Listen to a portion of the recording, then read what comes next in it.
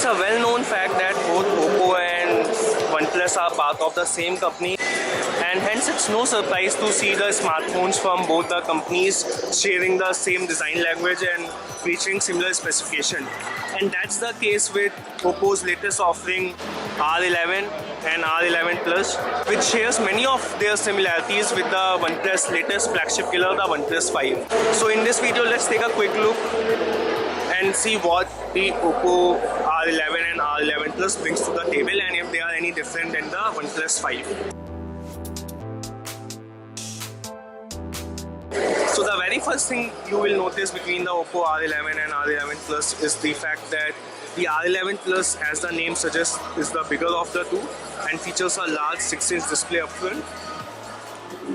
On the other hand, the R11 features a 5.5-inch display, which is same as the OnePlus 5, and both these smartphones offer full HD resolution, and as you can see, the screen seems really sharp and viewing angles are also quite nice considering the indoor lighting.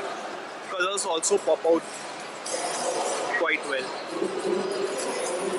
The highlight of the R11 and R11 Plus is the dual camera at the back. Yes, just like the OnePlus 5, the OPPO R11 and R11 Plus also features dual camera setup.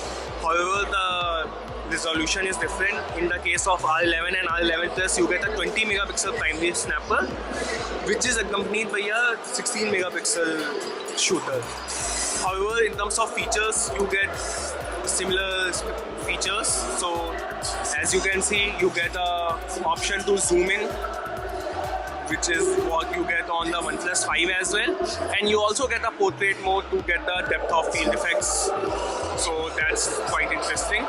So you can choose between these two options to utilize the capabilities of the dual cameras. Otherwise, the smartphone offers a variety of modes, and you also get an expert mode to tweak shutter speed, ISO, exposure, extra.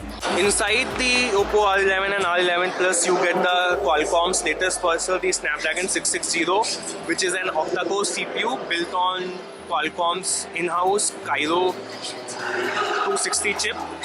And the R11 and R11 Plus are the first smartphones to carry the latest chipset from Qualcomm, the 660. And however, in terms of the RAM capacity, there is a subtle difference between the two siblings. In case of the OPPO R11, you get a 4 gigs of RAM, and of course with the powerful processor and ample amount of RAM, you shouldn't face any issues while scrolling between screens or opening various apps. However, if you want better multitasking capabilities, then the R11 Plus offers you 6 GB of RAM, which is quite impressive. Software-wise, both the devices are built on Android Nougat, and you get ColorOS. So as you can see, there are a lot of pre-installed apps and custom interface, such as opening the quick settings menu by pulling up the screen from the bottom. In terms of the storage, you get 64 GB of inbuilt memory on both the devices, and you can also expand it further with the use of a micro SD card.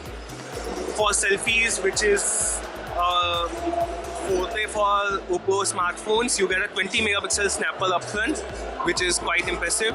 Let's take a quick look at the capabilities. So it seems to be pretty good considering the indoor lighting. It captures really fast and offers you a variety of options such as SDR mode, filters, extra. In terms of the battery capacity, you get a 3000 mAh pack powering the OPPO R11, while the R11 Plus is fueled from the powerful 4000 mAh, which should ensure more than a day's worth of backup. All in all, both the OPPO R11 and R11 Plus seem to be really capable offerings. However, they aren't a flagship per se, considering the 660 is high-end processor and not a premium processor, and hence we think that they would be priced lower than OnePlus 5 if they ever arrive in India. Considering the fact that OPPO R9 came in India under the OPPO F series, we believe that R11 and R11 Plus might also make their way to India with a name change in the F series. So maybe you could see OPPO F5 and F5 Plus with in the form of these two devices. We are certainly hopeful. So stay tuned for any news on that. This is Nitan signing off. Thanks for watching.